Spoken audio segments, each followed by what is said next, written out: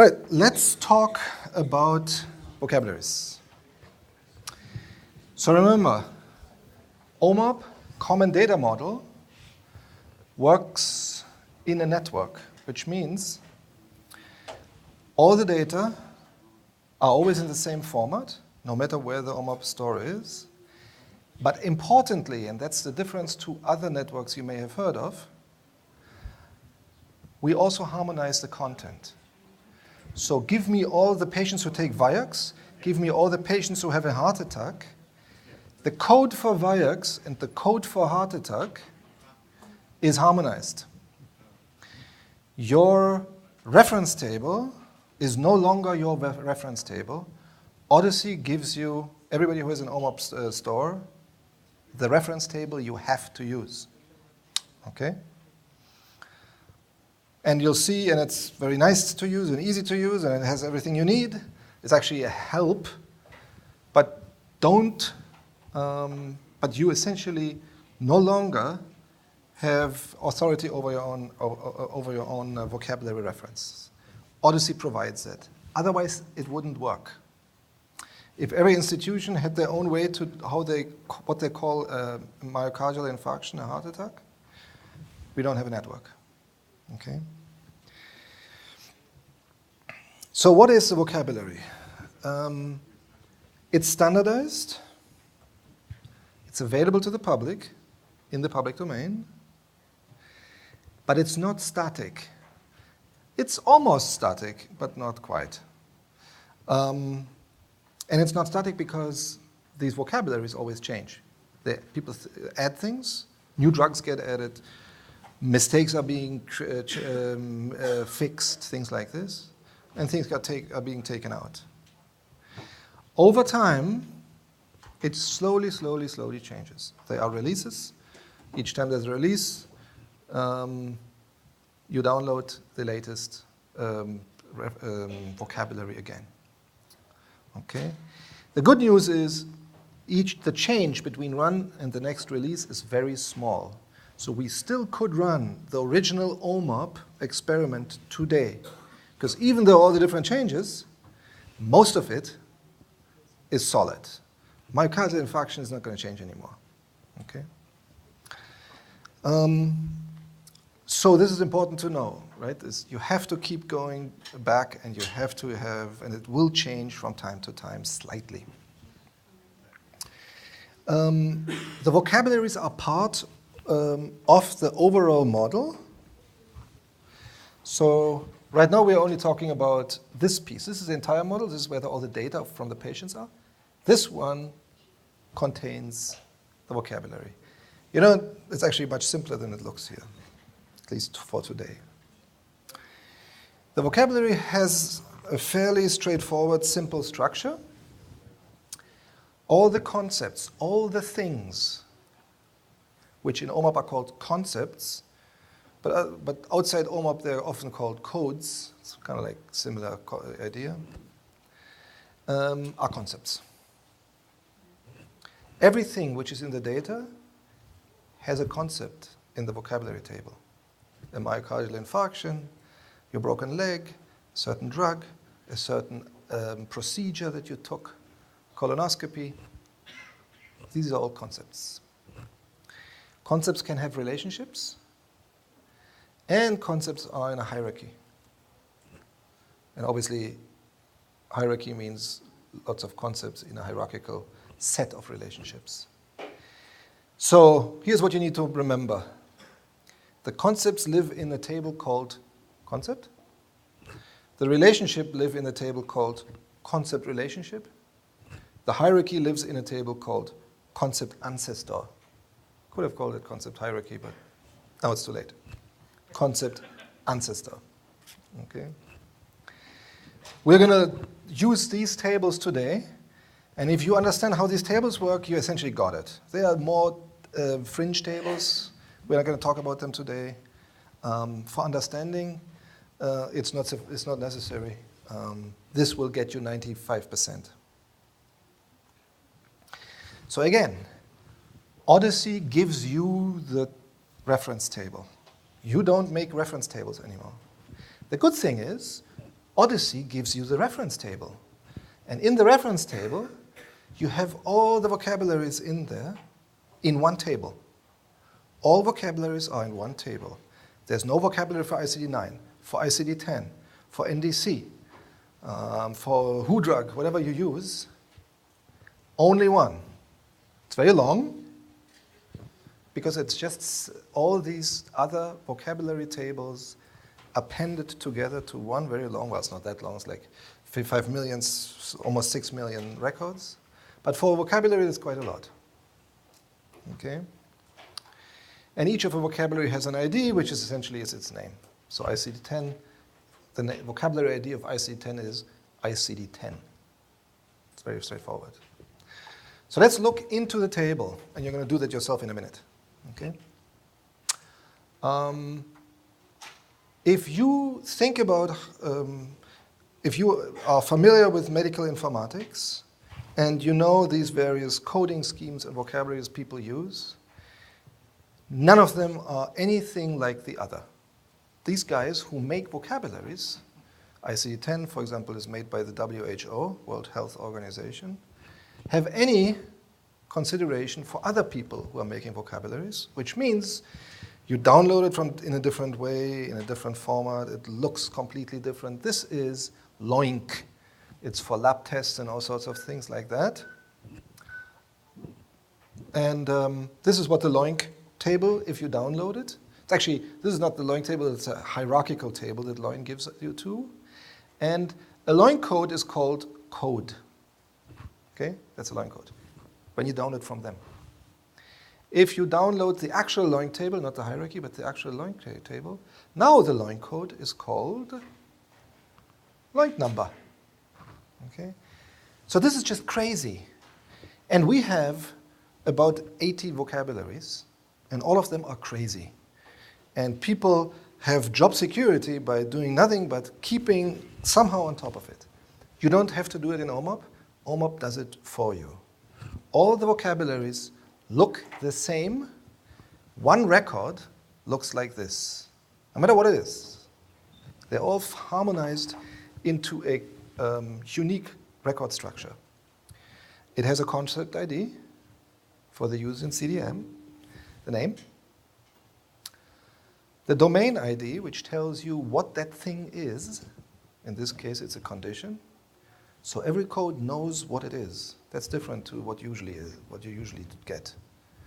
Every record knows I'm a drug, I'm a condition, I'm a procedure, I'm an observation, I'm a anatomical site, finger. Okay? So Odyssey assigns a domain to every record. Vocabulary ID, ICD-10, ICD-9, NDC. A class inside the original vocabularies. The vocabularies come with their own little classification system. This is just it. But it's useful. We often use it. A flag, whether it's a standard or not, I'm going to talk about it in a minute. So hold the thought. A concept code. So we have a concept ID and a concept code. I'm going to talk about it in a minute. It's confusing, but it will not be at the end.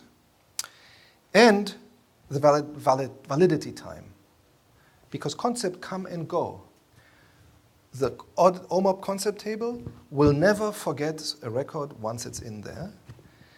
If a record dies, it'll just get an invalid end date that's not the 31st of December 2099. So the convention is, 1st of January 70 means, I don't know when it started in the back, it was always there. Or at some point, somebody came up with it. Okay? 31st of December 2099 means it's valid, there's no end date, it's like an infinite future. Okay? Because you can't put anything but dates into a date field, that's the problem. Okay? And then there's invalid reason if it's invalid. So if it has 31st of December 2099, it's valid. You can use it. If it is not, it has another date, it's no longer valid. It used to be valid, but till 2006, and then it was invalidated by the source of the vocabulary. Of course, we will have a problem when we reach this date, because then all concepts are going to go invalid. The good news is none of us in the room, I would say, will face that problem, so we just let our children and grandchildren deal with the OMOP data model when the time comes. Oh, yeah. Yes, question. Yeah. Vocabulary ID there needs to know that. So how do you harmonize other vocabularies that keep the same concept? So obviously in the present day, you have SNOMED or ICD-10 for the concept of data manipulation. How's that handled? So the question is, how do different vocabularies who have the same concept, the same meaning, like atrial fibrillation or myocardial infarction, how do we distinguish between the two, and how do we, what do we do if we have more than one of them? Hold the thought. We're going to talk about that in 1 minute. Sure. That's exactly what we're going to talk about. Okay. All right. So we are going to show you example on. There's an animation went a little haywire. We're going to use an example of a study published in New England Journal of Medicine about dabigatran and warfarin and bleeding, published by our friends from the FDA. And what this study does is it counts patients who take either dabigatran or warfarin, who use it for atrial fibrillation, which is a condition of the heart where there's no more rhythmical beating, but very small, a very high frequent beating, but not in the main chamber. That wouldn't be compatible with life in the atrium, in the small chamber. And these people have a tendency to have clots in the atrium, and once you have a clot in the atrium, it goes from the heart, for example, into the brain and causes a stroke. So people with atrial fibrillation get blood thinners, warfarin or dabigatran, so they're to prevent the clotting in the heart. But if you take a blood thinner, then your blood is thin, which means you have a higher likelihood to bleed. So the outcome of the drug is, the negative outcome, the side effect is bleeding. Warfarin is a very old drug. It's actually rat poison. But in small doses, it'll just thin your blood a little and the ability to clot. And used to be forever from the 30s. The problem is you need to give the exact right dose. Okay, so people have to go there, test the clotting, adjust the dose up and down. And of course, some little old lady forgets or takes two.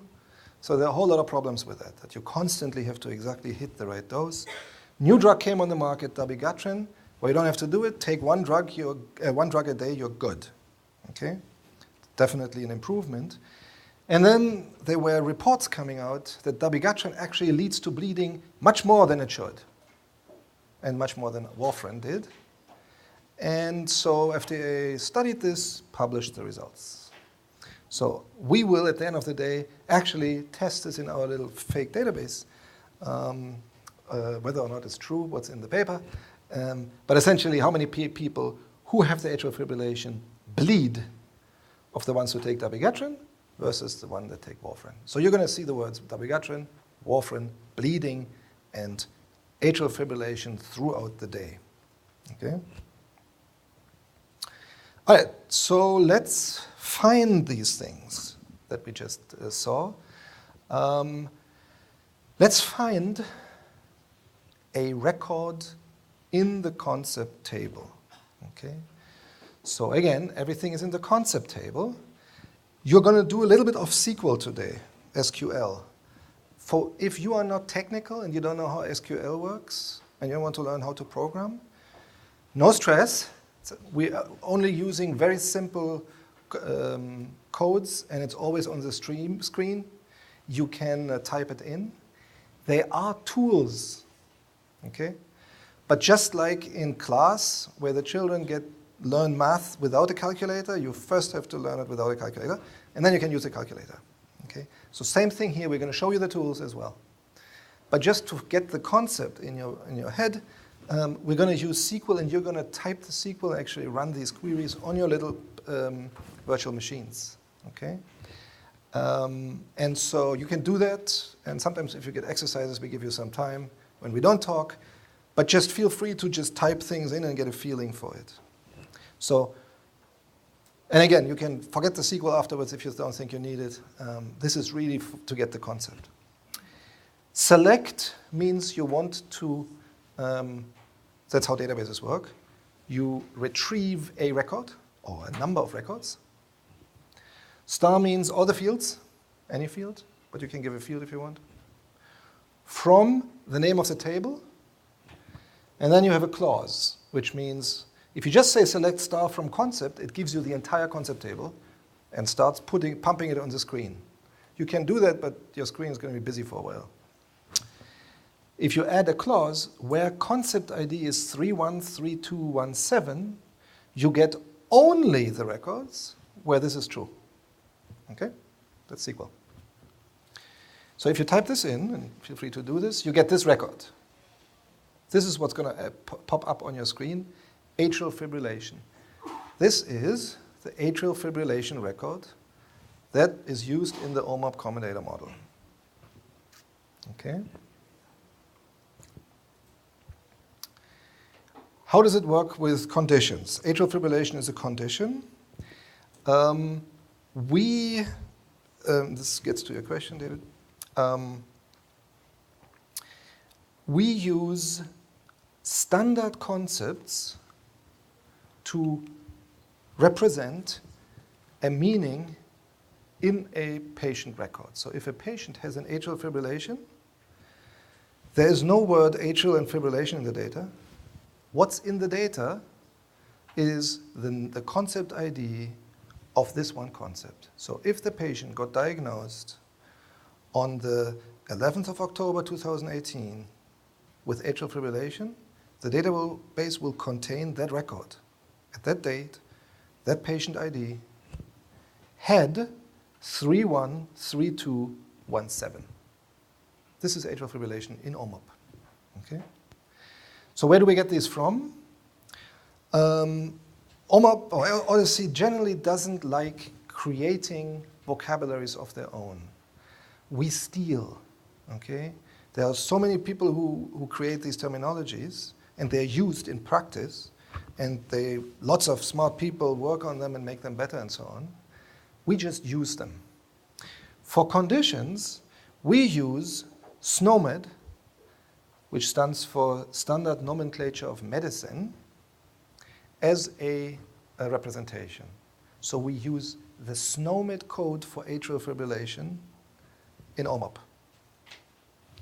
The other codes who also have atrial fibrillation, we don't use. They are so-called source codes. These are the source codes. These are the standard concepts, and they have hierarchical relationships to each other. And then we have classification concepts who classify, put in buckets, the standard ones. So Medra, if you are in the pharma industry or in FDA, you know what that is, because that's what gets used. If you're academia or in any of the other institutions, you probably have never heard of this thing. So don't worry about it. Right now we're talking about just the representation of the fact that a patient has atrial fibrillation is a SNOMED record, SNOMED code or concept. Okay? How do we find in the table of 6 million records the atrial fibrillation? Right? We want to ask a question, give me all the patients which have atrial fibrillation.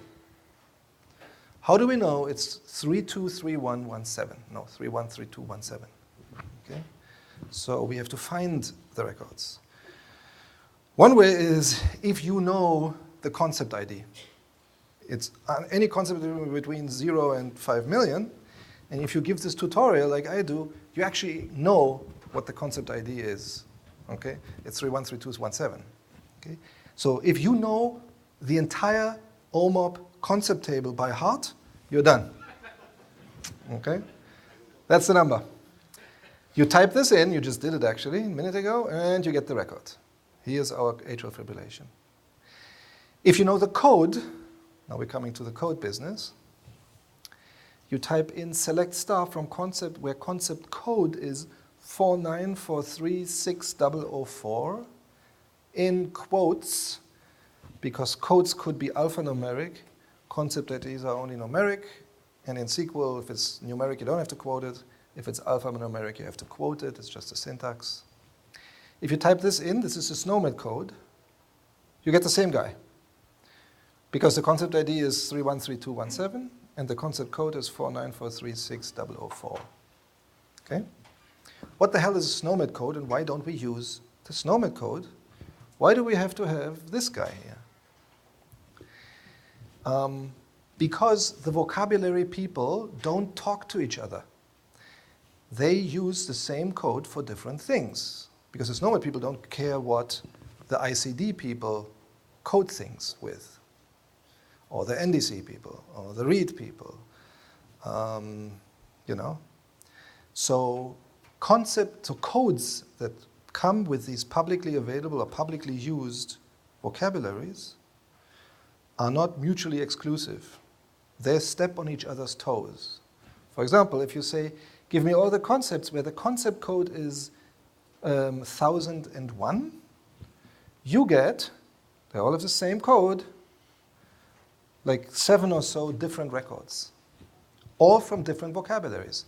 Inside the vocabulary, that's clean. Between vocabularies, it's a mess. Okay? So OMOP considers all of these the same? no, the OMOP gives them a new name, an ID, in order to distinguish them, because those guys don't distinguish them from each other. Right? So look, RX-Normus drug, BDPM, this is a French drug. This is a code from a specimen. This is a concept from an open EHR system. Drug in England, drug in the US, drug in Australia, revenue code, all 1001. So you can't say, give me something which is 1001 had we made the decision to use the codes. So that's why all the vocabularies that come in get a new ID. It's kind of like the Pope, right? The last Pope was actually Mario, and now it's Francis. Why? Because the vocabulary table of all the popes have to have unique names and a number. Okay? And so that's what happens. Yes? So the concept ID is the OMOP ID, right? Yep.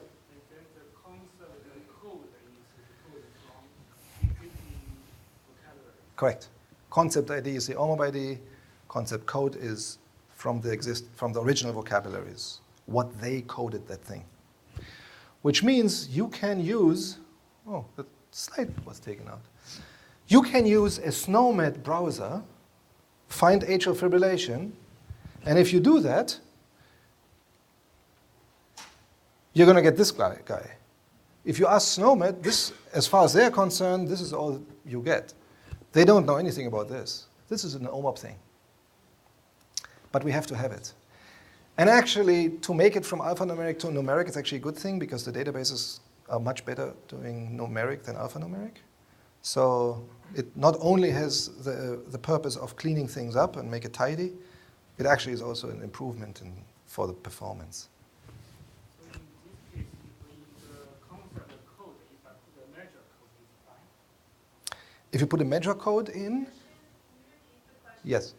If I put a measure code in, what you're going to get, you're going to see that in a minute. Hang on 1 second. It's always good if the question gives me the segue to the next. So here we were. So code is what they used. OMOP can't use it. But it's still there. You can still find it. How about, I know it's called atrial fibrillation, I want to find it by its name. Of course you can do that, right? So you say select star from concept, so any fields from the concept table, where the concept name, which is one of the fields, is atrial fibrillation. If you type this in, you don't get 1, you get 5. So now we are at your question. David asked? They're all atrial fibrillations. Oh, I have to stay away from that thing. They're all atrial fibrillations, but they are from different vocabularies. Because atrial fibrillation is a condition that people have, so the different vocabularies all have atrial fibrillation. Of course they do, right? It is SNOMED, that's our friend, 313217. This is ICD-9-CM. That's the concept ID. This is what they call it, 427.31. Here's MEDRA. Read, a disease classification in the UK. LOINC. So what do we do? Which one is the right one? We have 5 atrial fibrillations, but we can only have one, right? Because it has to be standardized and harmonized. The data will contain this one. If the patient has atrial fibrillation, this is the one that's in the data, not the others. How do we know which one it is? Standard concept. If it says S, it's a standard. If it says C, it's a classification. If it says nothing, it's a source. These are the lower life we don't want to use. Okay? This is what we want, the standard. So now we have 2 standards. How about that? That shouldn't be the case. There should be only one atrial fibrillation. Okay? Well, this is actually not a condition. This is a measurement value. Actually, it's a survey answer. Okay? So there's a question answer in LOINC and happens to have the exact same name. It's not a condition. So if we are looking for the condition of an atrial fibrillation, we query and then we figure out which one is the S in the condition domain. That's why you need the condition, because otherwise you can't distinguish the two. So this is how we know this is our friend. So does then SNOMED contain, if it's a standard, contain all the source codes? The question is whether SNOMED contains all the source codes. No, when the data originally gets produced by whoever produces the data, they use source codes. Oftentimes ICD, sometimes other systems. The question is, can they be mapped back to SNOMED? Give me 1 minute. So are you saying there should be one standard concept for a domain? For a thing. Per domain, any semantic entity should be there only once. We don't quite achieve that 100% yet. So there are sometimes boo-boos. You can point them out on the forum, get fixed. The original SNOMED constantly deduplicates and cleans this up. But as a first order approximation, 99% the rule is one thing in a domain represents one semantic content. The idea to have one concept that is sorry, I forgot what S stands for, standard. Why would you need concept IDs for the ones that are blank, that are your sources? So the question is, if the one is representing the content, the standard one, why do we even need records in the table with the blanks, which are source? I guess what I mean specifically is why would those get concept IDs? Why would they? I understand why they have concept codes, but why would they have concept IDs? Well, there's a couple of answers, but the first, simplest answer is because we incorporate all these vocabularies en bloc, all of them, and then they need an ID because otherwise you can't get to them. So in order to have every single possible ICD-9 code, we need to incorporate them and give them an ID, which actually isn't, it's actually a good point because the makers of these vocabularies, they add and they remove. For example, CPT-4, which is in the US, a vocabulary for procedures or other cost-relevant events for which you can claim money as a provider. Lots of them are procedures, but not all of them. And HCPCS, same way. What they do is, when they add new concepts, they add codes, they add new codes, put them on the website, CMS website, and when they remove them, they no longer want you to use them, they take them away. And you can't find them anymore. And they do it for a purpose, because if they didn't take them away, even if they put a red line around it that says, do not longer use, some idiot will use them, okay? That's why they take them out. But the data still have, from 2006, still have the old codes. So we actually doing exercises of going around and collecting old codes that are in the data in order to have them represented here with an ID. So we can even go beyond the straightforward of just download CPT4 and you get all the codes. What about the synonyms? Like the word like hemophilia, hemolymph, same British English, UK, US English, they're different, right? But they mean the same thing. How you represent it? Is there the same constant code or different? So that's a good question. Each of these records can have a different name because they are different languages, jargon, heart attack and myocardial infarction, infarction of the myocardium. Okay? Where do you put all the synonyms? There's a table called concept_synonym, which we are not going to talk about today, but you can say select star from concept_synonym, where concept synonym is atrial fibrillation. So they're all there. We're not talking about it today because otherwise you get confused with too many tables. But they're all there. And there's a language code, so we can have it in whatever other language. And some of them we do. Question? How many domains are there? 20-ish. Lots of them are for metadata administrative purposes. But the biggies are condition. Condition is everything which is a diagnosis or a sign or a symptom, so anything that is wrong with you. Don't feel bad about it. Drug is a drug, and that's defined as a biochemical that has an effect on your organism. So a contrast material for MRI or so is not a drug, even though it had an NDC code. A glucose stick is not a drug, even though it has an NDC code. These are devices, so there's device. Then there is measurement, which is lab tests and all sorts of other things. Then there is specimen, if you have, if you extract a specimen from people. What else? Person, that's right. That's true. Why am I even saying that? After lunch, okay, forget what I just said. After lunch, you're gonna see them all. And on that note, we're gonna take a break. No, there's no break now. On that note, we're gonna take a break. Okay. 5 minutes break. We're gonna talk more about how to find concepts and translate concepts and map concepts and all that stuff. All right, so just recapitulation from before the break.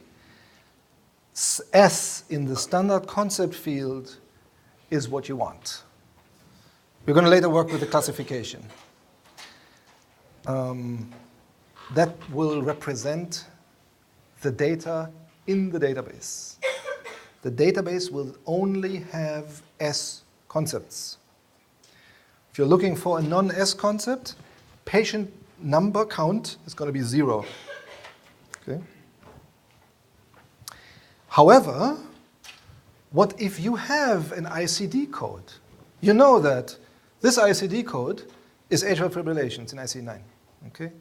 How do you find the patients who have this ICD-9 code if they are coded in SNOMED? Okay?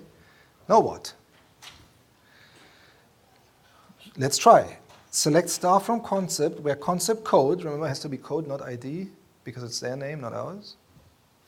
is 427.31. That's ICD-9 for atrial fibrillation. And you get it. Atrial fibrillation is a condition. It's good. It's ICD-9. It's good. It's a 5-digit building code, so you can actually use it for billing. So it's going to be in the data.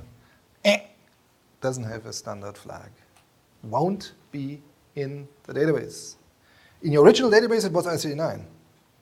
When you after it's OMOPed, no longer. It's SNOMED. Now what?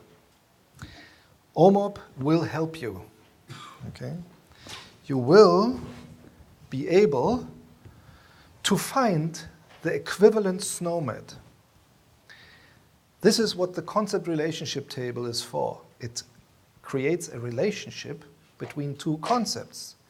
And in this case, it creates a relationship between a source concept and the standard SNOMED concept. So let's do this. Select star from, and then this time it's not concept, but concept relationship, where concept ID 1 is 44821957. Remember, you can't use the code. You have to use the ID in OMOP. Don't use the code.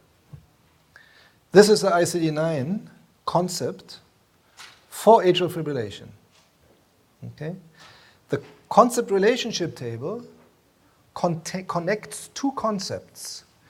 And the concepts are called concept ID 1 and concept ID 2. Okay? It's very simple. It's a very simple table. It contains one concept and then the other, and then what the relationship is. Let's see what it looks like. So, select star from concept relationship where concept ID 1 is ICD-9, atrial fibrillation. So concept ID 1 is ICD-9, ICD-9, ICD-9, ICD-9, ICD-9, atrial fibrillation, because that's what we set in the clause. So this is the concept for which we want to know all the relationships. Concept ID 2 is the concept to which it has a relationship to. And the relationship ID tells you what nature the relationship is. Could be different types of relationships, right?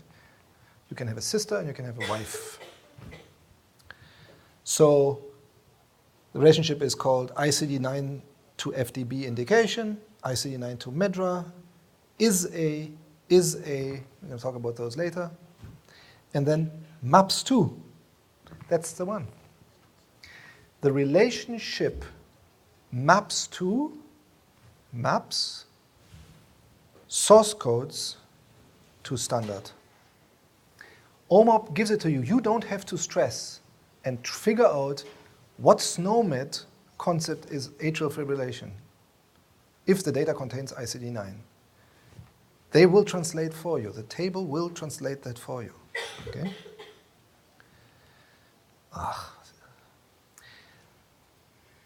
So why are we mapping? Because we have a standard. So people saying, you know, and apart from OMOP, all the other standard networks, argue the same thing. They say, if you map, I don't know, are you doing it right? Are you introducing mistakes? Am I going to lose data? I just stay with the source codes, because that's clear. I know what I got. Okay? Here's the reason why this is not a good idea. Okay? So I'm going to deviate a little.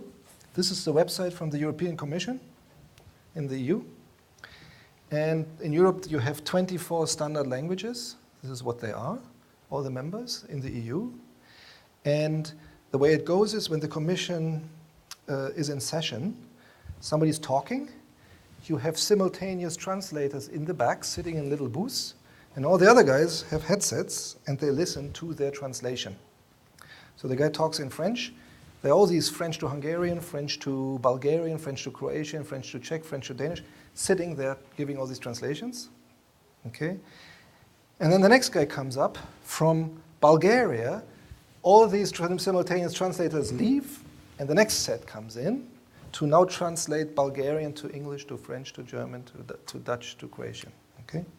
So This website says, with a permanent staff of 1,750 linguists and 600 support staff, the Commission has one of the largest translation services in the world, bolstered by a further 600 full-time and 3,000 freelance interpreters.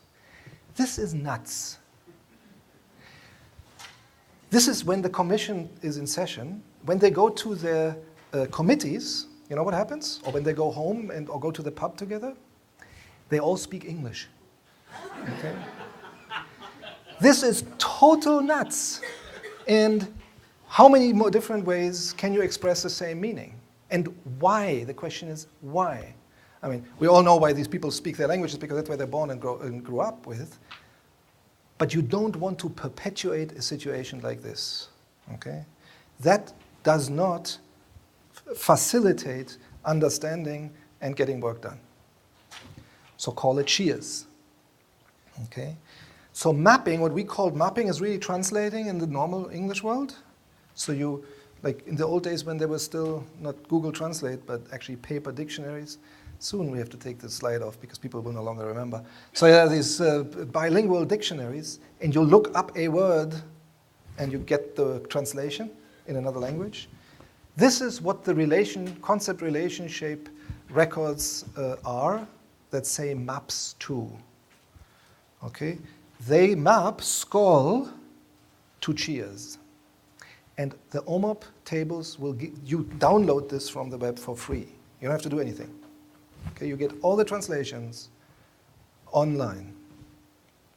So how do you do this? So let's actually translate something. It's actually easy. It's just like what you would do. You look up the Bulgarian and you get the English. So you look up the Bulgarian. This is ICE9, atrial fibrillation. You take this concept ID. Remember, you can't use the code. In OMOP, you have to use the ID. Ask the concept relationship table, where one of the concepts is this one, and the relationship ID is called maps2. And then you get 313217, SNOMED atrial fibrillation. You don't have to worry about whether it's SNOMED or not. It will get you the standard one. If it's SNOMED, it's SNOMED. In other domains, it won't be SNOMED. Doesn't matter. Maps2 points whatever you start with to the standard concept that you need, because that's the one in the table, in the data tables. Okay.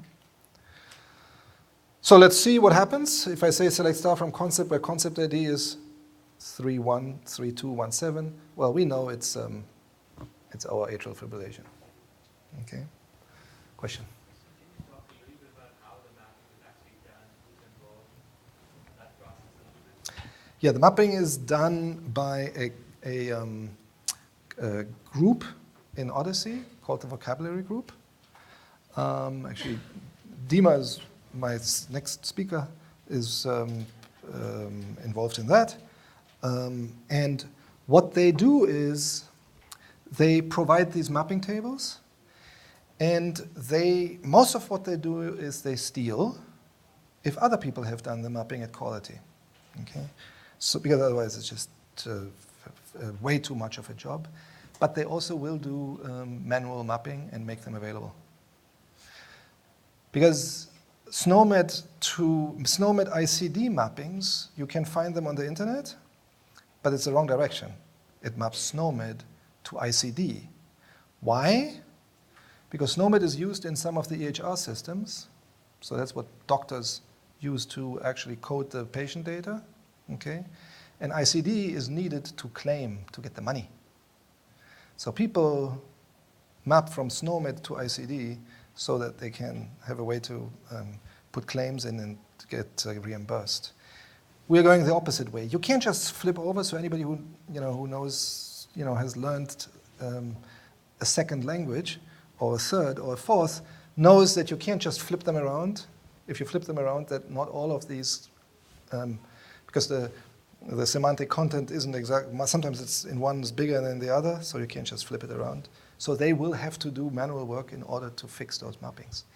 If you find a mistake, which you will sometimes, put it into the forum, forums.odyssey.org, and say, hey, why is this mapped this way? This is wrong.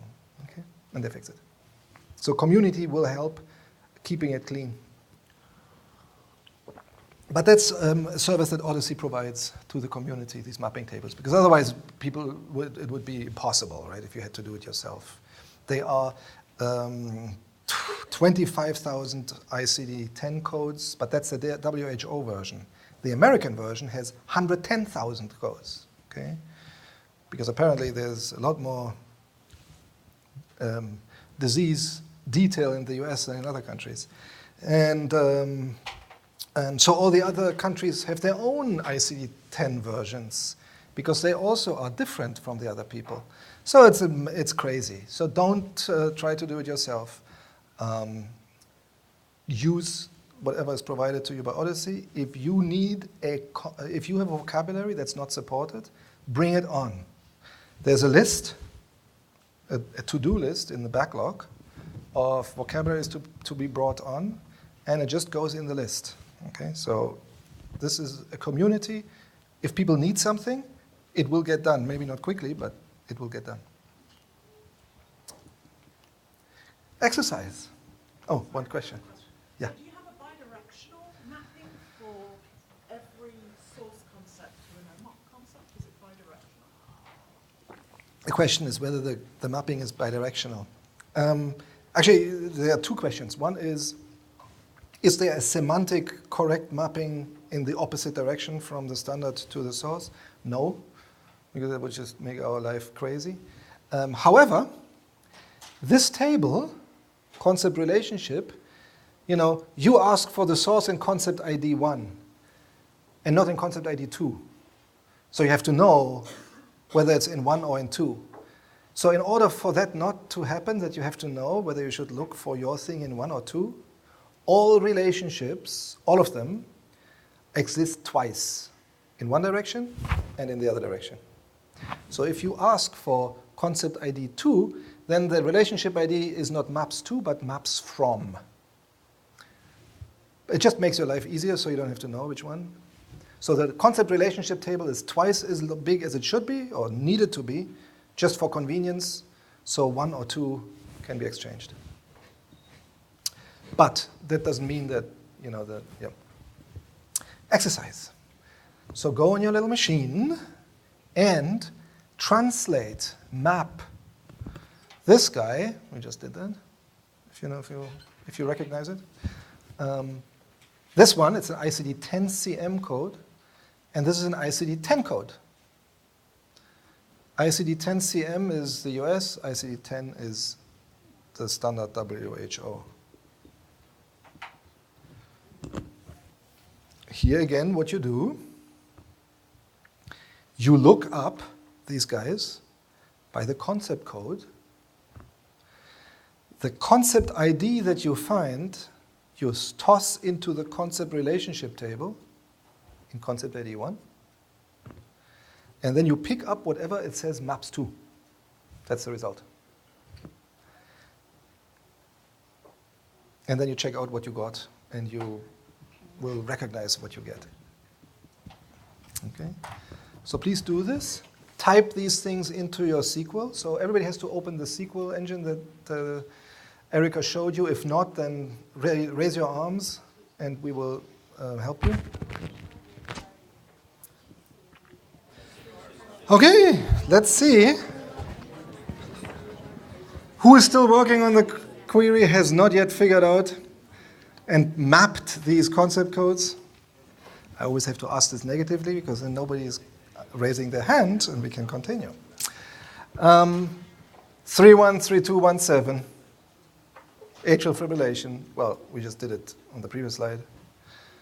313217, atrial fibrillation. Standard concept for atrial fibrillation. Oh! 4154290, paroxysmal atrial fibrillation. Now what? ICD-10 CM has it. ICD-10 doesn't actually have the plain atrial fibrillation. And it maps to something which sounds very similar. So atrial fibrillation just means the atrium is having irregular fast beats. Paroxysmal means from time to time, which means it's just a more specificity of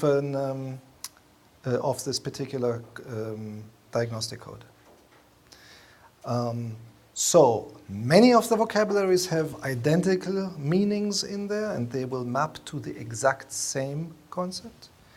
But if they don't, they will map to slightly different concept. Okay, that's a problem. But we also have a solution. No, we don't have a break. The solution is hierarchy.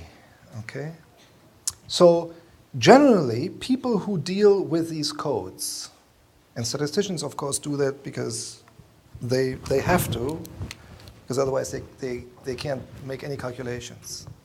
So the assumption is ICD's, International Classification of Disease, is a list of things that you can have as a disease. So there are 25,000, or whatever it is, 24 something, 1,000 ICD codes. These are all the diseases that mankind has, right? That is the mental model. But that's wrong. That's not how medicine actually works. This model of having a flat list and one has nothing to do with the other is wrong, which we just saw in the previous example. These things have hierarchical relationships to each other. They are more general diagnostics and more precise. So in fact, when the patient comes with an ambulance into the hospital, all you get is shortness of breath, okay, and chest pain, okay? And then the diagnostic machinery starts, and at some point it's clear it's a heart attack, and then at some point they go to angiography and everything, and then it's exactly clear which coronary artery is clogged. Okay, so you have a myocardial infarction of the anterior wall and of coronaries 2A. Okay, very, very specific diagnostic code.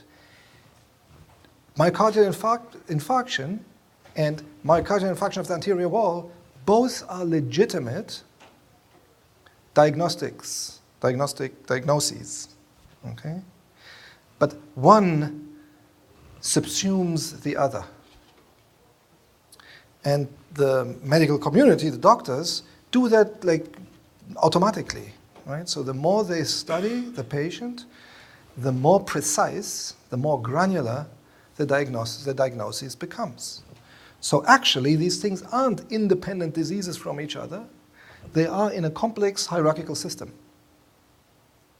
Okay? So, atrial fibrillation is a fibrillation,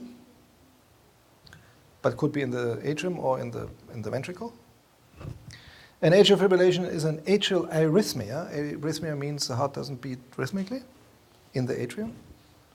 Both of them are supraventricular arrhythmias, which is a cardiac arrhythmia. Supraventricular is not the main chamber, but the one that sits on top, the small one, which is a cardiac arrhythmia, arrhythmia of the heart, which is a heart disease, which is a disease of the cardiovascular system.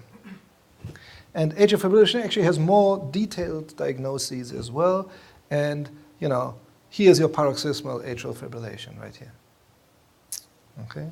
So if you make a diagnosis of paroxysmal atrial fibrillation, you also made the diagnosis of atrial fibrillation, and you also made the diagnosis of supraventricular arrhythmia and cardiac arrhythmia and so on. The flat vocabularies and the way they are used don't recognize it all a little bit. There's a little bit of a shabby little ICD hierarchy, which really shouldn't even be called that way. Okay, it's more like for administrative purposes, to categories, chapters as they call it. SNOMED does a true medical hierarchy of all the diseases. So you can actually say atrial fibrillation, and you automatically can infer this is an arrhythmia. And we will use, and the OMOP system uses that, and the methods use that, and it's very, very powerful, and it will make your life very easy, a lot easier than it is now, and you're going to see in a second. Okay. They're all SNOMED concepts. They're all standards. They're all kosher. Whatever, however far the doctor has come with making the precise diagnosis, that goes into the data set. Right? Between them are relationships. These are concepts. The arrows are relationships. Let's look at these relationships. We already have looked at relationships.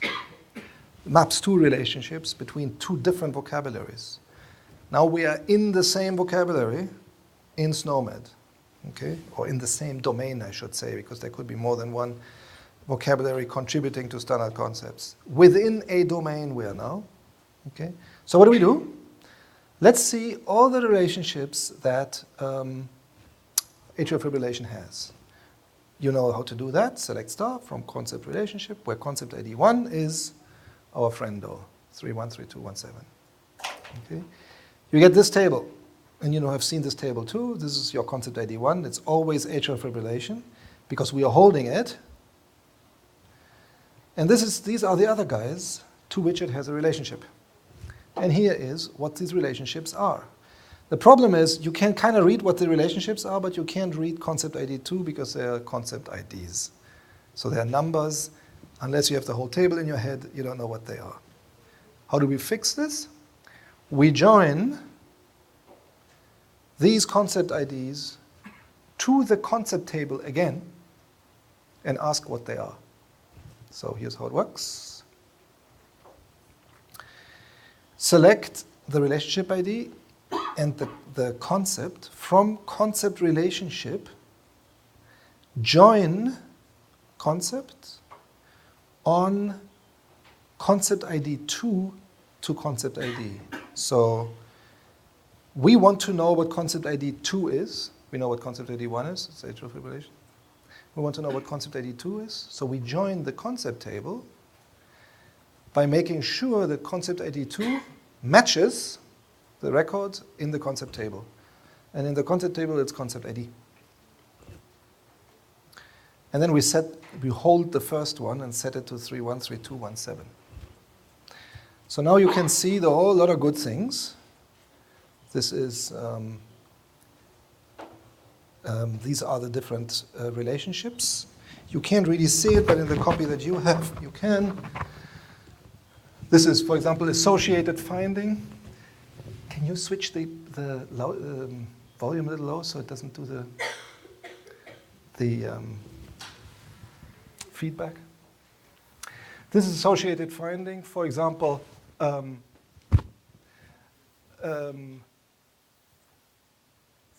family history of atrial fibrillation is an associated finding of atrial fibrillation. And so there is like a whole lot of different relationships that are in there that you can exploit that essentially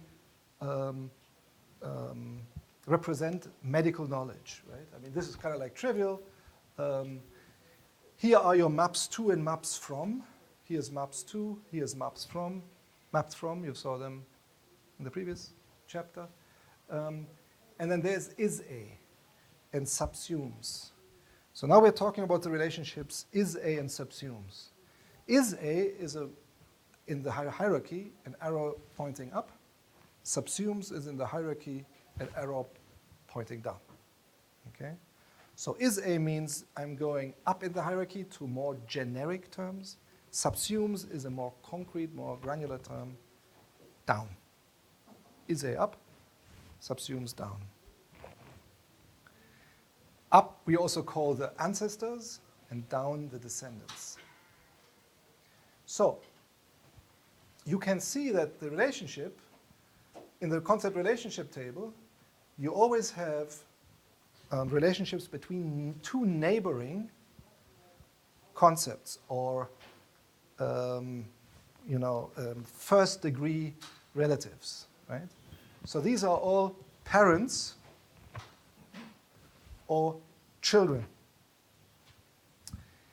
What the ancestry table does, it gives you the higher level relationships, the more distant ones in one table. So it gives you your grandchildren, your great-grandchildren, your great-great-grandchildren, and so on. Okay? It's pre-calculated. So this is the father, grandfather, great-grandfather. In the concept ancestor table, there's one record which has all the great-grandfathers of atrial fibrillation in there. Okay? And all the great-great-grandfathers. So every possible relationship, your entire family tree, is in the concept ancestor table. Okay? So these are all concepts. These are the concept relationship in the concept relationship table. And these are the ancestry relationships, which essentially jump over more than just the first degree relationships. Why do you need that thing? You can just walk yourself step by step. Well, you have to walk yourself step by step. That is very slow in SQL, because you have to join and join and join and join and join. The ancestor table has all this done and just gives you all the family. Very powerful. You'll see that in the minute how you can use that. So the guy on top is the ancestor. The guy on the bottom is a descendant. And the table, the concept ancestor table, also shows you how far they're away from each other. And it's called levels of separation. So you and your parent have a level of separation of 1. You and yourself have a level of separation of 0. You and your grandfather, level of separation of 2. There you go. Grandparents. Let's look at this table and actually query it.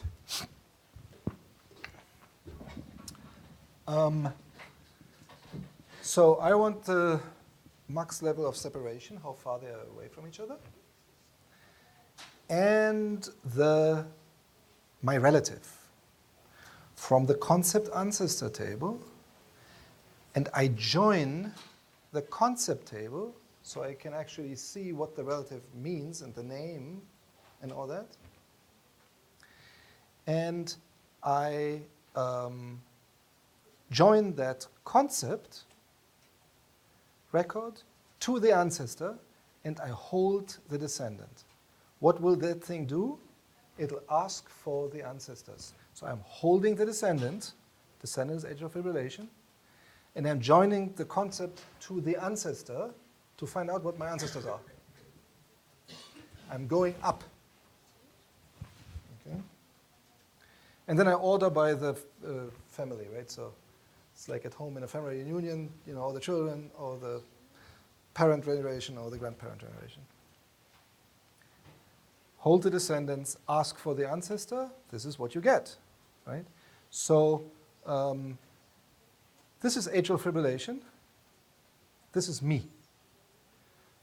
Max level of separation is 0. These ones are the parent generation, grandparent generation, great-grandparent generation. So atrial fibrillation is a supraventricular arrhythmia, is a cardiac arrhythmia, is a heart disease. Remember this? Atrial fibrillation is a supraventricular arrhythmia, cardiac arrhythmia, heart disease. So you can get the whole ancestor tree in one query. If you look at this, there's funny stuff going on. There's MEDRA here. Why is there MEDRA here? It's a classification concepts. The concept ancestor contains not only the standard ones, it also contains the classification ones. And the reason is you can then use these classifications to query the data. You can say, give me all the descendants of MEDRA, HLT, rate and rhythm disorders, NEC. Okay? Not elsewhere classified. But right now, only look at the S and the SNOMED guys. Don't look at the MEDRA. But the ancestor will contain standards and classifications. Not the source codes, no ICD in here. Okay? Only the guys which are standard, which OMOP considers as the legitimate representation of this stuff. So one of the ancestors is cardiac arrhythmia. Now I can go down and say, what are the descendants of cardiac arrhythmia? What does it mean I go down? It means, tell me all the different diseases which fall under which fall under cardiac arrhythmias. What are cardiac arrhythmias? Unless you went to med school or to nursing school, you don't know that. You have to start doing Wikipedia and stuff like this. If somebody tells you, make a cohort with arrhythmia patients, okay? Because they are not coded as arrhythmia. They are coded as any of the other things which are underneath, the more detailed diagnostic codes. So let's do this. Let's ask all the diseases which are cardiac arrhythmia. Okay? So now you hold the ancestor and you join the descendant. Because you know what the ancestor is? It's cardiac arrhythmia. You want to know what the descendants are. Voila. Max level of separation is 0. This is me, cardiac arrhythmia. And these are, it's very long, it goes all the way down, all the way to the basement. There are lots of different arrhythmias. Okay? If somebody told you make a cohort of patients with cardiac arrhythmias, you would have to know or find out from Wikipedia that pacemaker twiddler syndrome is a cardiac arrhythmia. Who knows what the pacemaker twiddler syndrome is? Okay? It's impossible. The thing just gives it to you for free. This is coming with, when you download the vocabulary tables from the Odyssey website. Okay? Ectopic beats, I mean, some of them are obvious, right? Atrioventricular dissociation, if the atrium and the ventricle don't even beat in rhythm anymore, and you know, I mean, there are all these funny things. There's a whole lot of funny stuff going on in the arrhythmia world. Previous slide used to have some more funnier examples, but they're gone now. So essentially, the ancestor table is like a mini medical textbook for you to be able to find all conditions which fall under a certain larger concept. Okay? You don't have to put these codes together anymore yourself. You just use the concept ancestor table. That's extremely powerful, particularly if you are in a quick and dirty thing, right? And somebody asks you, do we have arrhythmia patients? And then you just say, all right, let me just do, like, I really don't want the neonatal ones and the fetal ones, but who cares? Just quickly, let's get this done. You make this query, and you get all the arrhythmias. You can also use it to find things. So we learned how to find things if you know the ID, if you know the code, if you know the name. What if you don't know the name? Or you don't know the way the name is used, which name is used here, right? Actually, the hierarchy will help you because you can move up and down the generations until you found the one that you want. So here's how you do it. Let's say, example, let's find upper gastrointestinal bleeding because that's actually the one that is the outcome in that study. Bleeding in the upper gastrointestinal tract, which is all the way from the esophagus to the duodenum. Upper gastrointestinal bleeding is if the patient bleeds and it comes out this way, and lower gastrointestinal bleeding, it goes out the other way. And that's why there's a distinction between the two, because it has a very different clinical symptoms. So let's type in upper gastrointestinal bleeding and select star from concept, where concept name is upper gastrointestinal bleeding. Sounds straightforward. Yep, we found something. It's not an S. We need the S. There is an upper gastrointestinal bleeding in SNOMED, I can tell you that. Okay, we haven't found it yet. So this is a MEDRA. So let's play a little and go and SQL allows you to do like pattern matching a little bit on strings, on words. So a percent means any word or phrase. So essentially what you say is, so first of all, put everything in lowercase, because there is no rule in OMOP whether it's uppercase or lowercase. Whatever the original vocabulary gave us, that's what it is. And they are all over the place. Okay? So don't expect any logic or any plausible spelling for the case. Okay, so first thing you do is you always say lower, which means it turns the concept name everything lowercase, so you don't have to worry about it anymore. Everything lowercase, and then you add some of these wildcards here. So let me just see upper gastrointestinal if I find something, because not that many things can be in the upper gastrointestinal. So I do this, and I want only the condition, and I only want standard. Right? I don't want some stupid Loink measurement coming up, and I don't want some source code coming up, because there's going to be tons of source codes. So that's what I do. So I found acute upper gastrointestinal hemorrhage. Good, except hemorrhage is good, it's just a different word for bleeding. But it's acute, I don't want acute. Okay. Here it is, upper gastrointestinal hemorrhage. That's actually the one that I want, S. There's finding of upper gastrointestinal gas. I don't want that. Chronic upper gastrointestinal hemorrhage, excessive upper gastrointestinal gas, right? So they all fit this condition, but that's not what I want, except this one is the one that I want. But let's say this one wasn't in the list. Let's do the following thing.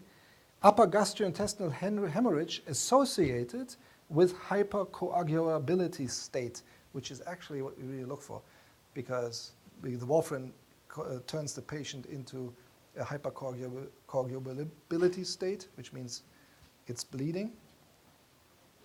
And so, actually hyper is not bleeding, it's clotting a lot. So let's take this one. We know there's upper gastrointestinal bleeding, but there's too much detail. How do I get rid of the detail? I go up. How do I add detail? I go down. This has too much detail, going up. I hold the descendant and I ask for the ancestor. That's how I go up. If I hold the ancestor and ask for the descendant, I go down. So hold the ancestor, hold the descendant, and ask for the ancestor. Join the concept to the ancestor concept. And here's what I get. 0 is me. Here are the parents. Gastritis hemorrhagic. It's an infection. It's an inflammation of the stomach. No, I don't want. Plus, it's Medra. I'm only looking for SNOMED and S. Don't do the C's. Upper gastrointestinal hemorrhage. I found it. It's already the parents. Okay. And if you go further up, these are the grandparents. This is gastrointestinal hemorrhage. That's good. But I need upper. So this is already too little detail. This is too much detail. This is the right amount of detail.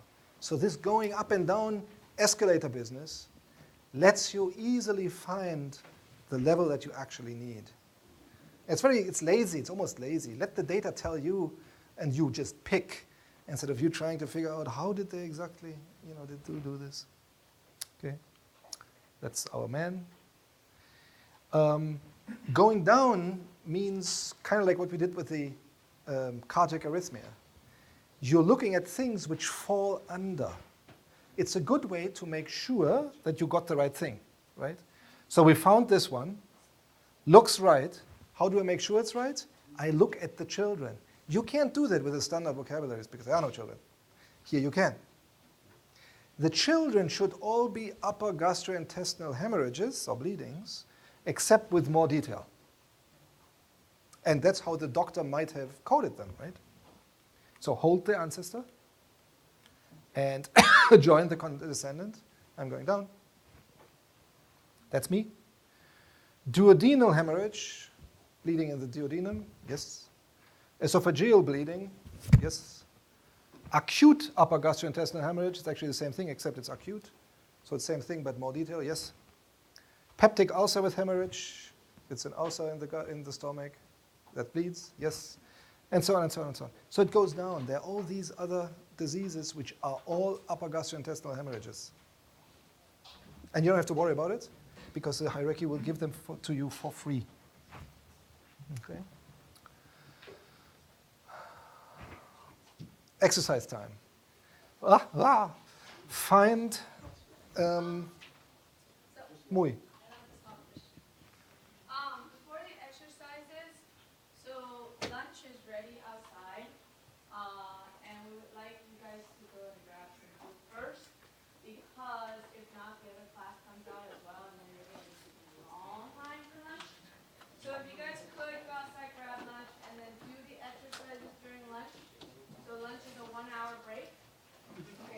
start again at 1 o'clock. Thank you. And we will be here for questions. We're gonna, before we go to drugs, I want to show you real quick how you can do this if you don't feel like doing SQL, because there are actually tools which you can use in order to, do we even have internet on this thing?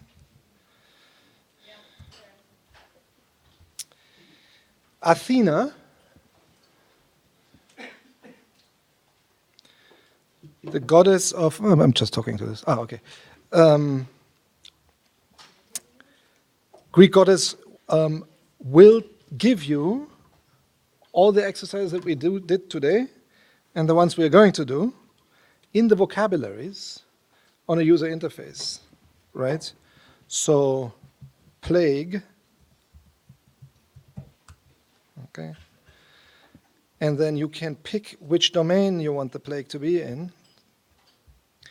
So you want a condition, and you only want a standard concept, and you only want SNOMED,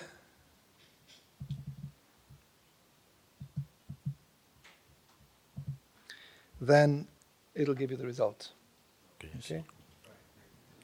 So athena@odyssey.com. It's also the place where you download the entire vocabulary. .org. .org, not com. Org. Where you download the entire vocabulary. But for that you have to register. Okay. So that's so far what we've learned so far is the principle of the vocabularies and the concept table and the relationships between concepts and the ancestry. And now Dima is going to continue and show you how it works with drugs. Okay. Hello. Can you hear me well? Okay, great. It's a very nice opportunity, great honor to be here, to be a presenter, a tutor, help you to go into this vocabulary thing. And actually continuing what Christian was talking about, how it's done for drugs. The very short and probably very correct answer is it's done pretty much the same as it's done with a condition. So you have concept codes coming from different source vocabularies, such as NDC, GPI, multilex, ARGS norm, and so on. So, we just put what's given by different sources, different vendors, into one system. Yeah? Sometimes the information, the source information about the drugs may not have any code, just written as a string, if somebody prescribed something. So anyway, we parse the string and map to the standard codes, standard concepts. So we have drug products, ingredients, and, well, they have classes, depending on what is it. Is it in some attribute, like ingredient or brand name or dose form? So we can go and discuss those attributes a little bit later. Or if it's drug product, like aspirin, 75 milligram, oral tablet, Aspicard, something like that. That drug product that you can buy in a pharmacy. And of course they have ancestry, the same thing.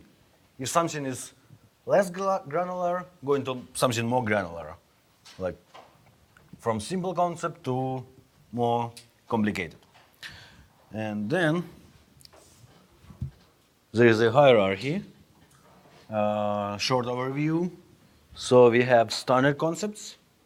ARGS norm was chosen as a standard vocabulary because it has very, very nice, structure, attributes, ingredients, dosages. So what is ARGS norms created by National Library of Medicine? So they take everything, every drug that's on the market in the US, and they boil them up, remove duplicates, and build a structure. So we choose it as a standard. Then we have drug classes. So what you will meet mostly is ATC, anatomical therapeutic classification.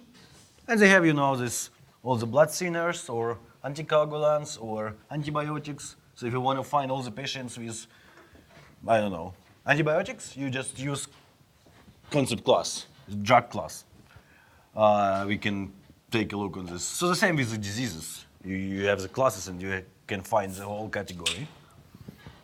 And we have source codes. So source vocabularies, what present in each country or different providers. So basically, this table is pretty much the same as Christian showed you talking about the European Committee and languages. Almost every country has own drug system, drug national system, like GenScript for United Kingdom, or DPD for Canada, or AMIS for Germany, or BDPM for France, and etc. and etc. So we make translations, and the thing is, maybe you know the same example with languages. When you can translate one word into another language, you don't have such a meaningful word in another language. So the same with the drugs. Sometimes national drugs can have unique brand names that not exist anywhere outside of this particular country, or those forms that not exist somewhere else. So we have RX norm that is only for United States. And to map all the international vocabularies, we create RX norm extension. So actually there's only one case when ODCI creates own concepts. So as Christian told, we always steal something and put into our system. But now we take something and build something, nice that has two goals. It has RX norm structure. It's very structured, very good, very easy to analyze and work with that. And on the other hand, it's linked to the codes you use in the national databases. Like if you work with France or Canada, you put the Canada code and then you get everything, you get standard concepts, you get ancestry and so on. So that's an overview of the drug hierarchy, drug structure. Also you can notice that there are HICPIC sensitivity 4 here. You maybe know that you can have a question, why it's here? It's procedure codes, yeah? Oh no, we don't have such a question. Okay. So these two things are actually about the procedures. So like some therapeutic or surgery or something. But also they have like administration of vaccines or chemotherapy administration. So they have drug. But you can't buy this drug in a pharmacy. So on the one hand is a procedure, on the other hand is the exact drug the patient used. So we also put them into the drug domain because it says about the drug. Then you have here procedures. Well, one more lunch. Okay, so let's go to the exercises. Remember there was study, like find the patients who got warfarin and Dabigatran, something. Dabigatran is old drug, so it's not in a database in PATH you're using right now. So we will search clopidogrel instead of that. So anyway, warfarin. So first case, it's how to find this by keyword. Well, pretty much the same as you found as you try to find atrial fibrillation. And we already put this lower concept name, because I don't know if it's capital, starts from capital letter or not. So just select start from concept where our concept name is equal to warfarin. And yeah, you can replicate that.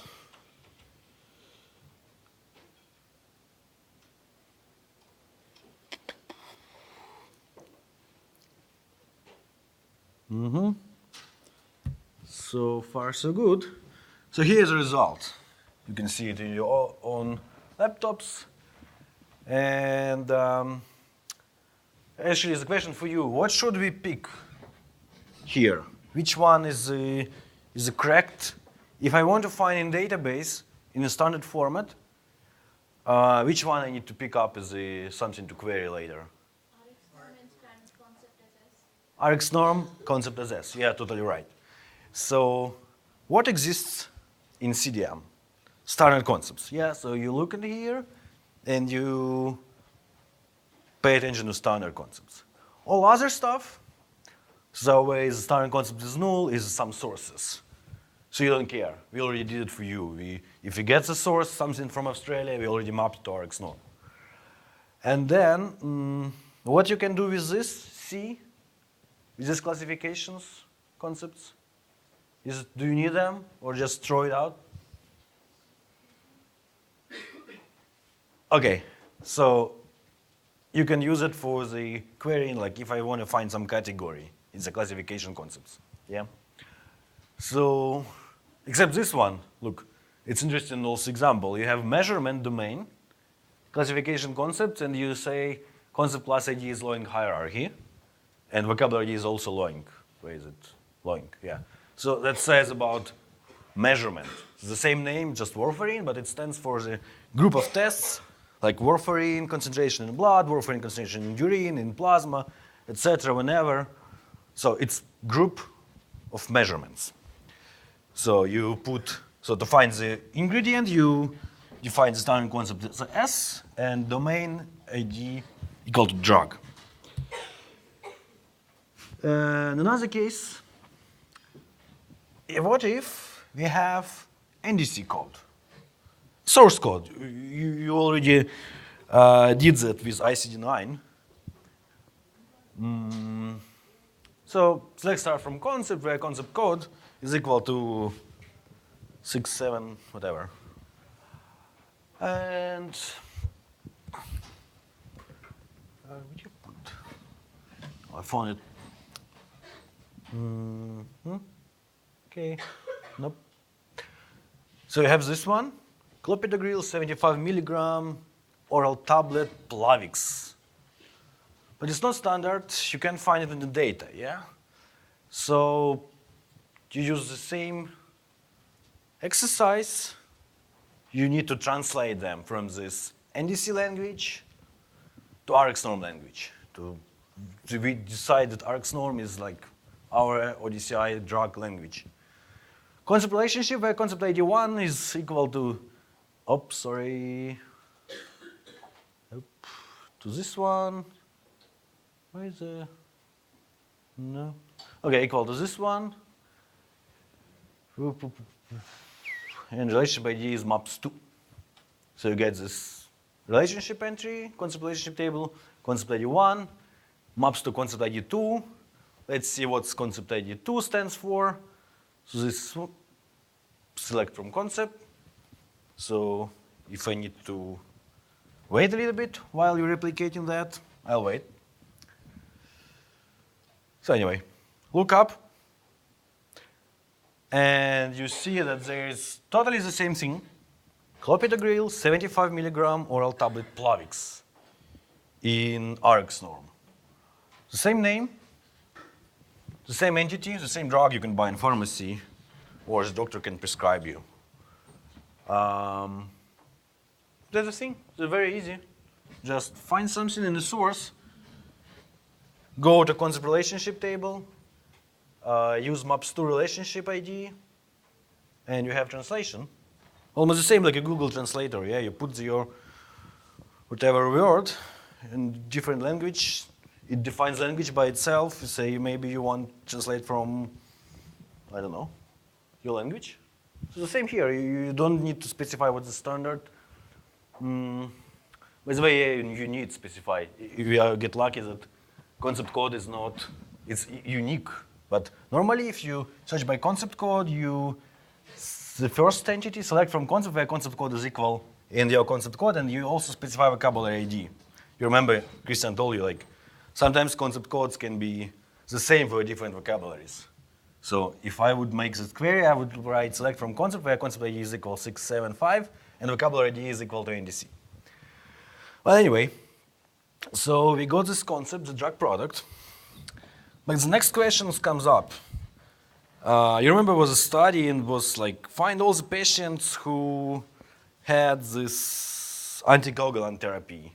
So we basically don't care if it's warfarin 75 milligram or 60 or 100 or named not Plavix but some generic clopidogrel. So you need to find all the patients. And to find all the patients, we need to go from the drug product, exact drug product, to some generic form, to an ingredient. And you use concept ancestor table. You already know how to use it with the diseases. So concept ancestor, join concept, and here is your warfarin. Yep. Sorry, clopidogrel.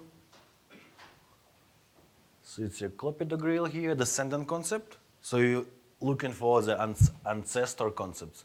Of course, we join with the concept table to see what does it mean, not to deal with such numbers, you see the words.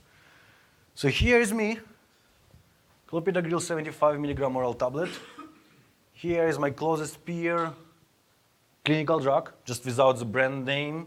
Clinically, it doesn't matter, the same substance, the same form, dosage. Then goes less granular concepts, like without dose form mentioning or without the dosage mentioning. And then if we go up further, we find clopidogrel, so exact ingredient. Clopidogrel, drug classes. If you go in further, after the ingredient, you have something more general, like anticoagulants.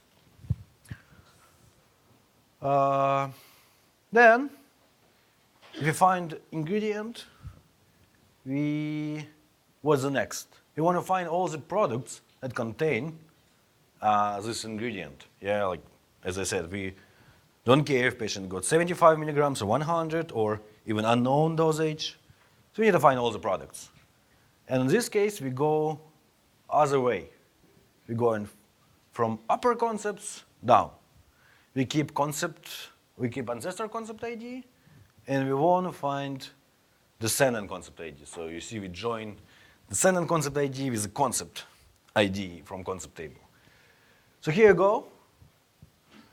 Let me know if you need some time, because you need to replicate that and print it out. So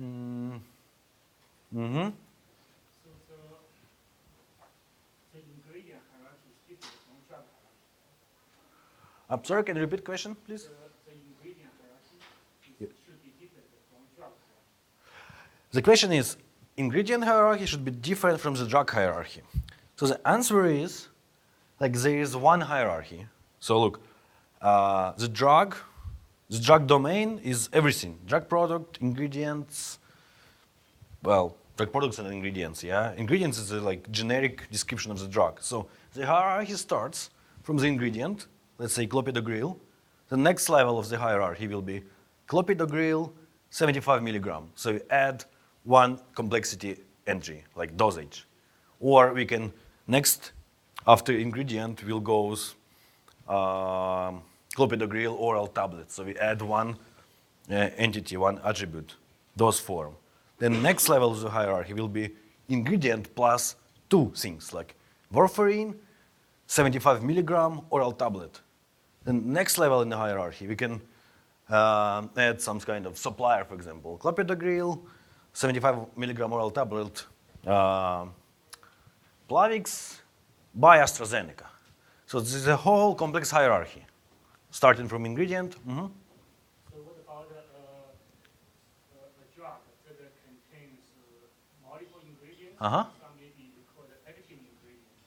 Yep. Some may be just I don't know, water or sugar or whatever. So that may have some different role, but they are not actively Okay. taking the puzzle. Okay, so do I correctly understand the question? So what can we do with the drugs that have multiple ingredients? Yeah. So in this case, imagine if we have clopidogrel and warfarin in the same drug. Let it be clopidogrel, warfarin, mixed tablet.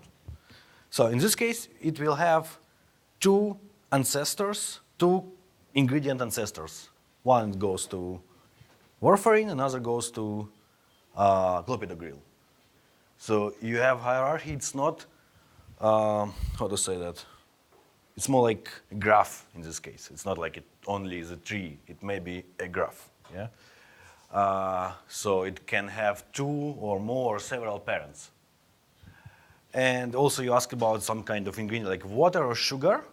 So this, in almost of the cases, we are not, so inactive ingredients that don't have therapeutical influence, we don't put them into the hierarchy. Yeah. Yeah, but the one thing is if you have multiple ingredients, Yeah. the hierarchy is not easy. It's part of. Is what? It's not that easy. It's not that easy. It's not that certain. Why? It's certain. Yeah, it's a standard hierarchy. So you go from this ingredient to drug is like subsumes, yeah. Or if you go from the drug to ingredient, you have is a. So combination drug is a one ingredient, and on the other hand is a another ingredient. The person is easily is a part of. Well, you can name it whatever you want. Actually, we can discuss it after the class about what relationship is better right now. But okay. What is the difference between RX norm and RX norm extension? Yeah, that's a good question. So RX norm is provided by NLM, and we take the source and we digest it and put it in a CDM, in a vocabulary. And RX norm extension is something made by ODCI. We take different sources from France, Germany, whatever, international drugs, and take their entities and made something like RX norm, using the same rules as RX norm uses. And then in ODCI vocabularies, you use RX norm and RX norm extension like one entity, one semantic field, the same rules, the same everything, basically. Okay, thank you for your questions. So we find all these products. That is for warfarin and products for, so if I put clopidogrel concept ID here instead of warfarin, I get all the drug products. Yep. It's okay, it's clear, yeah? Okay.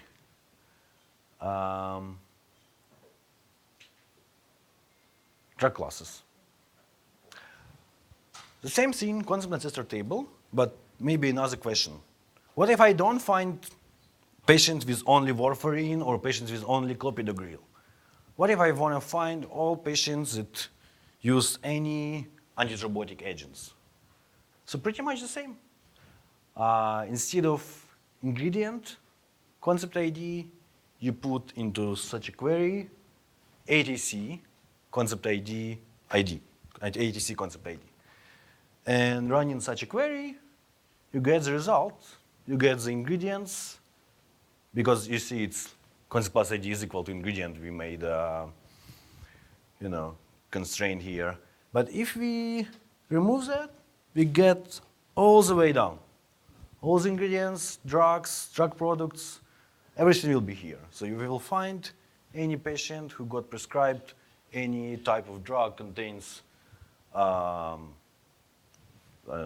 warfarin or something, or if it even has combination of drugs, if it's something like warfarin and aspirin, I don't know. It should be something like that, because aspirin is also antithrombotic, anti-aggregant, sorry. So you will find also this drug if it's combination drug. Drug classes, clopidogrel. Again, here's an exercise. So you need to find concept IDs.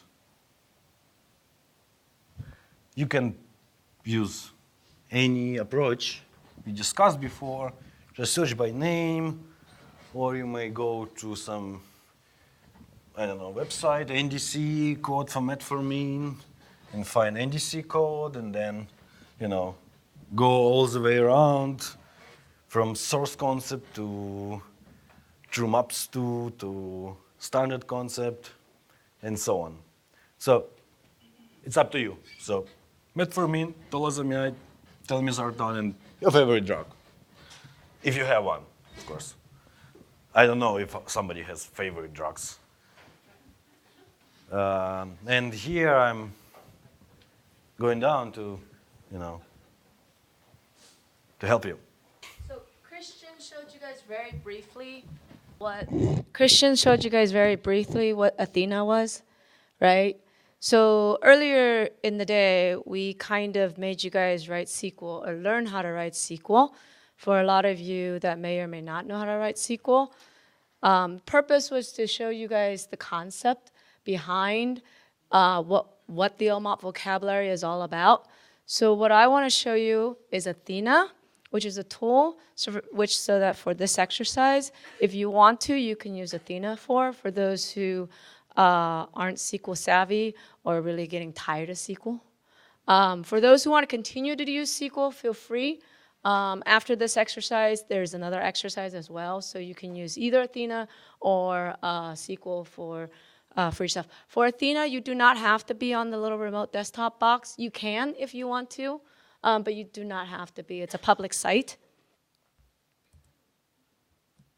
So this is Athena. Again, it's athena.odyssey.org is the site name. What you'll see is this page. And I'm going to go and start off brand new again. So we're going to do the first one together here.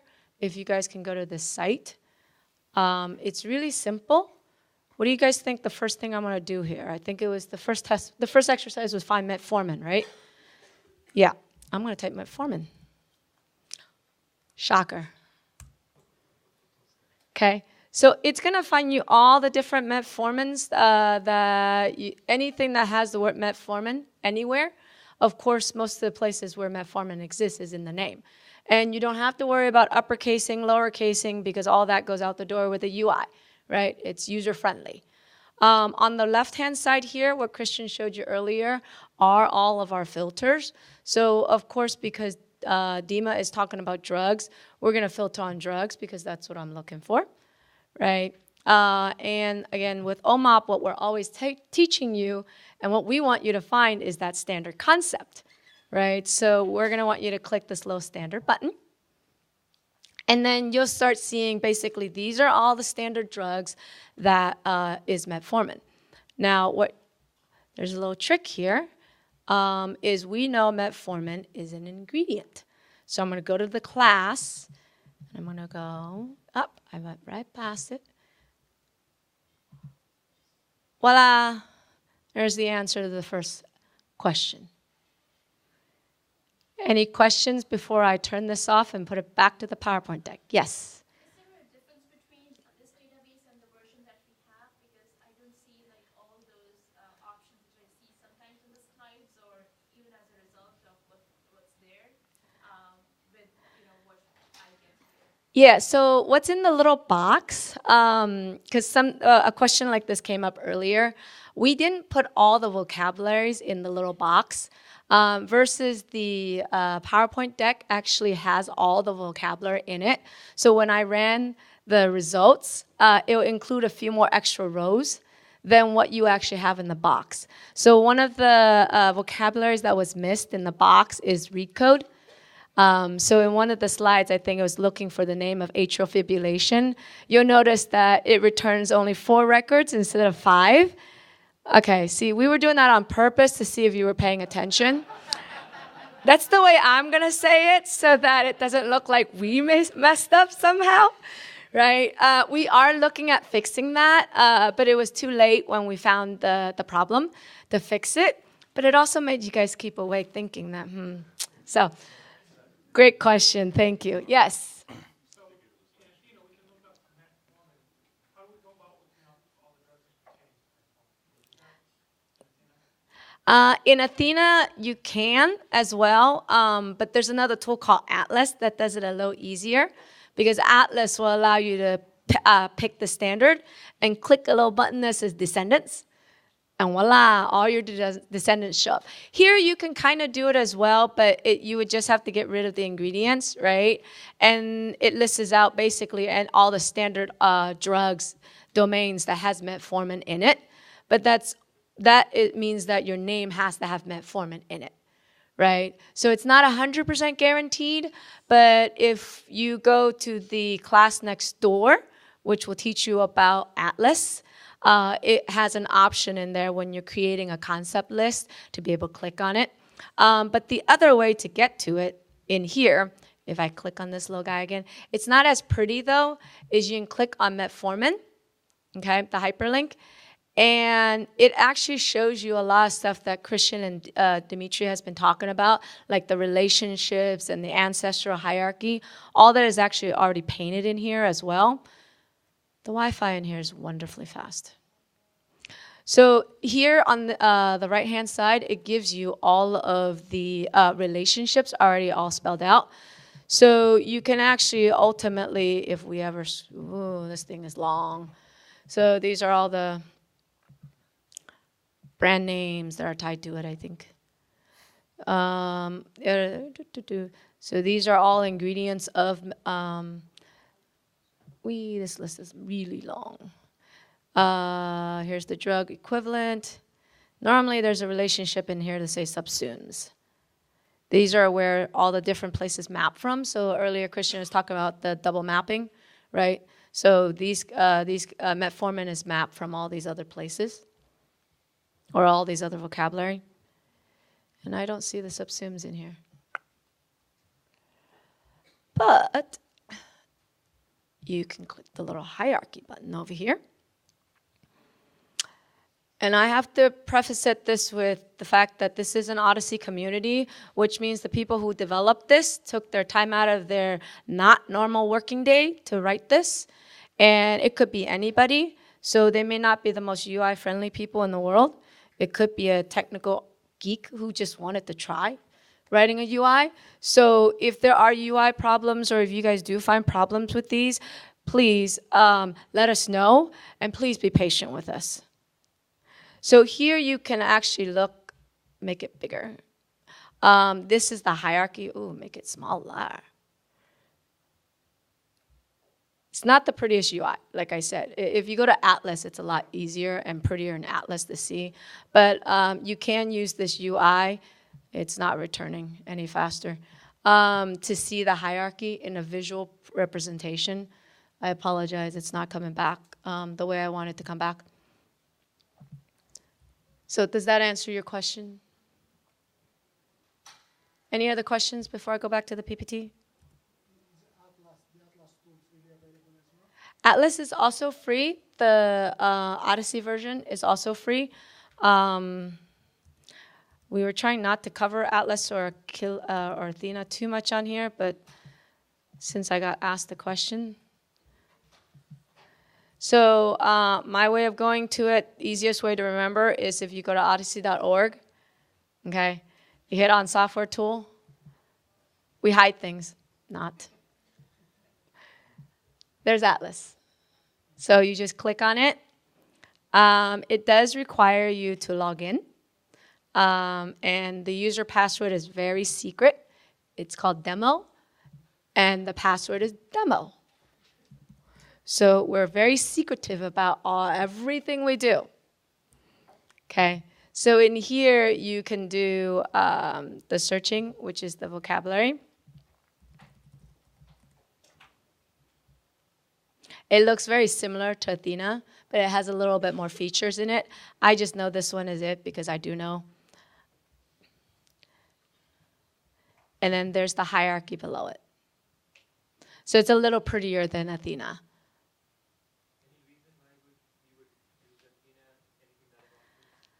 I use Athena for browsing purposes, just for quickly trying to find something or trying to find what it maps to.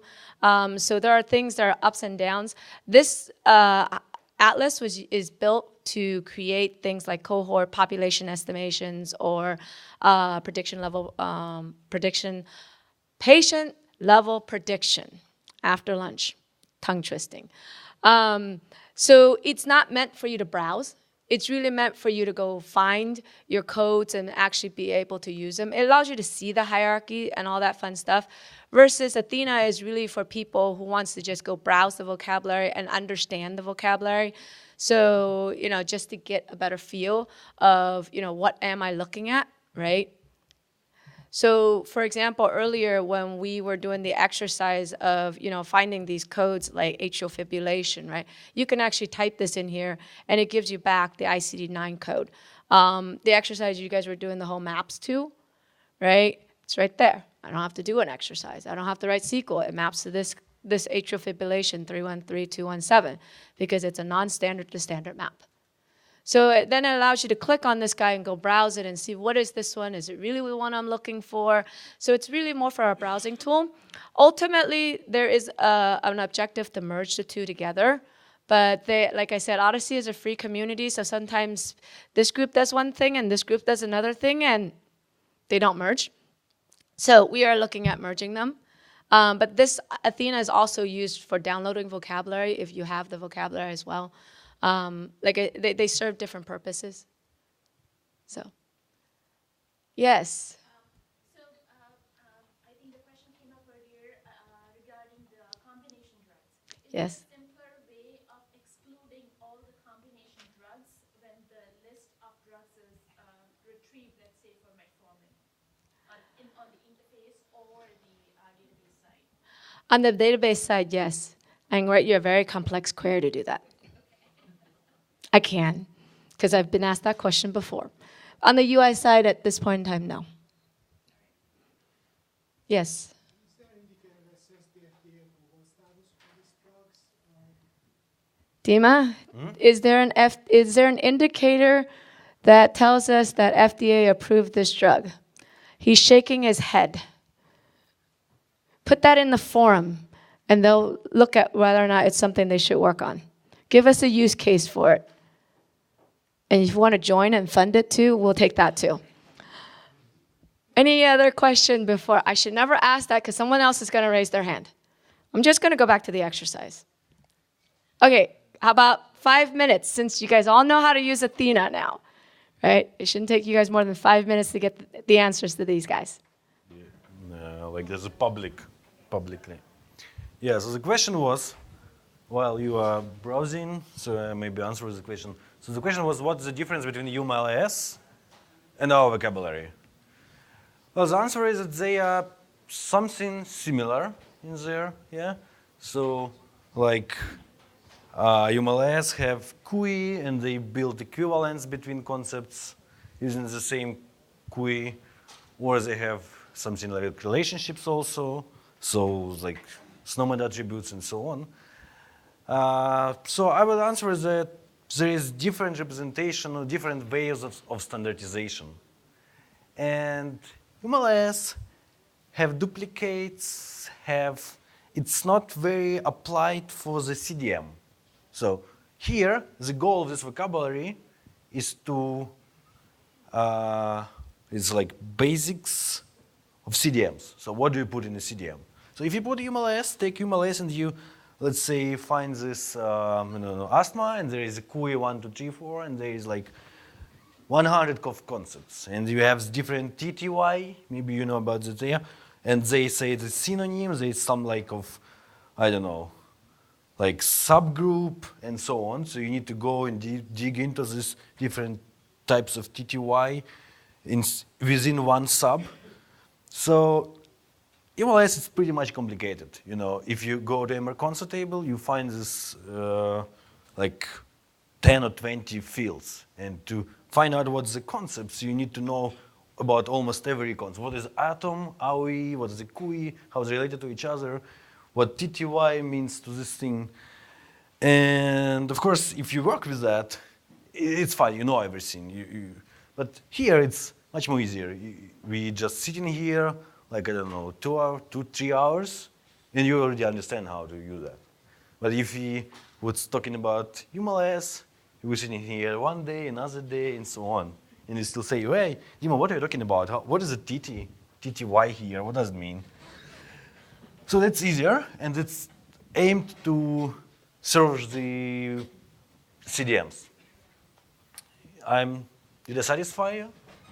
Okay, great. So yeah, it's a very good time for questions. And actually, I thought about the question about these types of relationships between, like, if you go into multiple ingredients drugs or just one ingredient. So actually, it sounds like a good idea to distinguish the relationship between if the drug has only one ingredient, it is like is A, and if it has multiple ingredients, it might be some kind of is A, part of, something like that, yeah? It's a good idea, but in OMOP, we use the rule that if we go from something more complicated to something less complicated, anyway, for example, if you have diabetes mellitus with a comma, anyway, it goes to is A diabetes type 1 and is A comma. So anyway, if it's complicated thing, we go through is A to different ancestors. So the same thing with drugs. If it's warfarin with aspirin, we go is A to one thing and is A to another thing. And as you asked, like how to find drugs with only one ingredient, then you just write a query like concept ancestor, concept class ID ingredient, and group by concept concept ID having count equal to 1. So you query that. You only include in the query the things that have one ingredient. You can find it in UI, or you can't define it using simple queries. So that's this point. So how does it work? So to define when you have is A, okay, only one is A relationship, you need to query it, add additional condition, understanding how counts of these rows. So are you good with that? Yep. And so here numbers. Do you get these numbers or other? Okay, this. And another one, another exercise. It's a little bit more complicated. You have non-standard concepts, and you need to find standard. Okay? You can use both Athena or queries. I don't know, maybe you like queries more. Let us know if you have any questions. 5 minutes, again. Okay. Without Nima talking. Huh? Oh, yeah.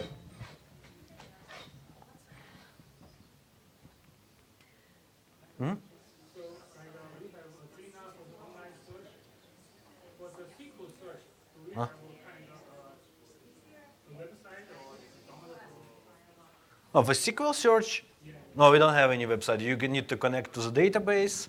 You need to go to the, I don't know.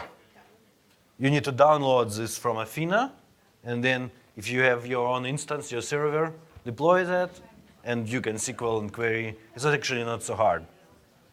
So we can download the database. Yeah, yeah. So,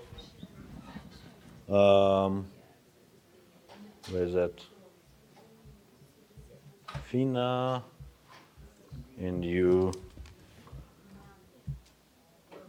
here, and you can highlight what do you like, what do you need, or what you don't need.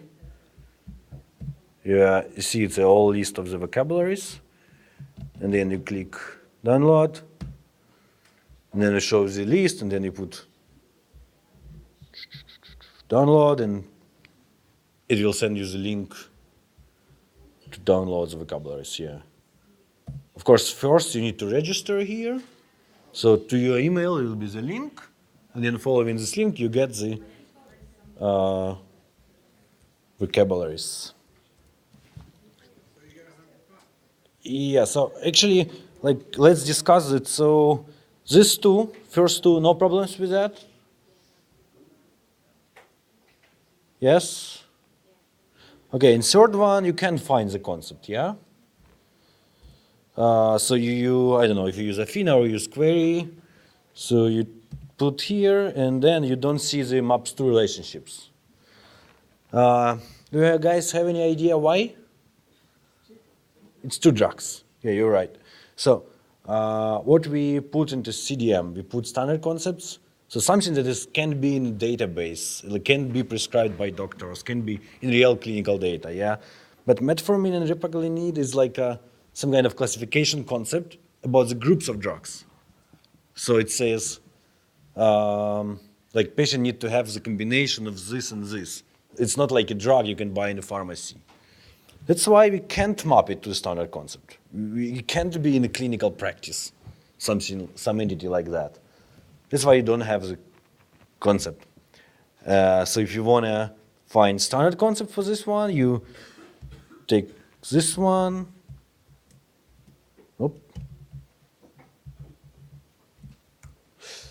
Right. So again, you can take metformin. I see. And go through this, find standard, find ingredient, and then you go and you then find maps too. And the same is with repaglinide. On the other hand, ATC is now under construction, so we may build such relationships between metformin and repaglinide to metformin and to repaglinide. But we can talk about it later. So my part is end here. So do you have any questions? 1, 2, 3, no questions. Okay, thank you for your attention. Okay.